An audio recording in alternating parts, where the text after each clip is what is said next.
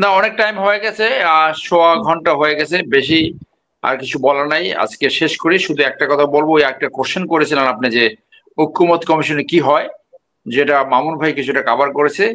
ওখানে খানা পিনা হয় জনগণের টাকায়, গল্প হয়, ওটা একটা gossip shop. Five it star will not হোটেলের প্রডিউস। আনোয়ার ভাই, হ্যাঁ, 5 স্টার হোটেল এবং থেকে।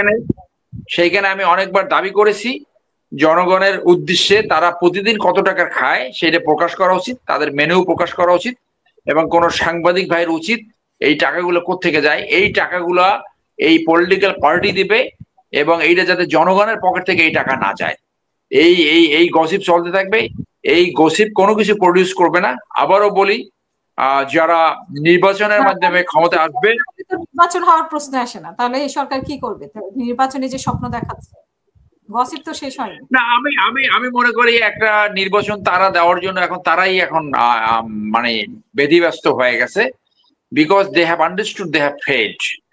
এখন they are looking for a escape route. তারা একটা শান্তিপূর্ণ এসকেপ রুট খুঁজছে, এবং এই এসকেপ রুটের একমাত্র উপায় হলো একটা নির্বাচন। সেই নির্বাচনের মান কিরকম হবে, সেই নির্বাচনে কে কে পার্টিসিপেট করবে সেটা সময় বলে দেবে। কিন্তু এদের যদি এখন ল্যাঙ্গুয়েজ দেখেন যে নির্বাচন, ফেব্রুয়ারি নির্বাচন কেউ ঠেকাতে পারবে না, এই প্রথম 6 মাসে বা প্রথম 9 মাসে কিন্তু তাদের ভাষা অন্যরকম ছিল। সো এখন নির্বাচন তারাই দেবে, কারণ professor Yunus has realised he has failed. তার পক্ষে এই মিশন অ্যাকমপ্লিশ করা সম্ভব নয় এই জোকার্সদের নিয়ে, এবং এই অনভিজ্ঞ এই এই এই এই এই চাইল্ড এদেরকে নিয়ে এই যে মানুষের যে আকাঙ্ক্ষা, আকাশচুম্বী আকাঙ্ক্ষা, সেই আকাঙ্ক্ষা তার পক্ষে ফুলফিল করা সম্ভব না। অন্তত দুইটি আকাঙ্ক্ষা উনি পূরণ করতে পারতেন। যারা এই গণহত্যাকারী এবং যারা বাংলাদেশের জনগণের টাকা ব্যাংক লুট করে বিদেশে পাচার করছে, এই দুই শ্রেণীর লোককে, অন্তত 200 লোককে যদি দ্রুত বিচার করা যেত, এই 200 মানে টপ কালপ্রিটদের দেখা যাবে গণহত্যাকারী এবং লুটেরাকারী।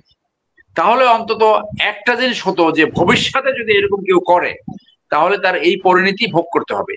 এখন যারা জেলে আছে তারা এক ধরনের পিকনিক করতেছে, তারা জানে এই কয়দিন মার্ক টাইম করবে, এই কোর্টে যাওয়া আসা করবে, একসময় বিএনপি আসবে ক্ষমতায়, বিএনপি এসে এমন ভাবে তাদের দ্বন্দ্বে লিপ্ত হয়ে যাবে, বিএনপি এসে অনেকে এমন ভাবে মানে লুটপাটে লিপ্ত হয়ে যাবে, আমি আশা করব, আমার এই আশঙ্কা মিথ্যা প্রমাণিত হবে, যে তারা তখন নিজেদের সামলাতে ব্যস্ত হয়ে যাবে, তখন আর বিচার টিচার কিছুই কন্টিনিউ করবে না।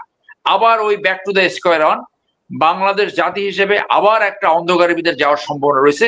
সেটা না হোক সেই আশাবাদ আমরা ব্যক্ত করব।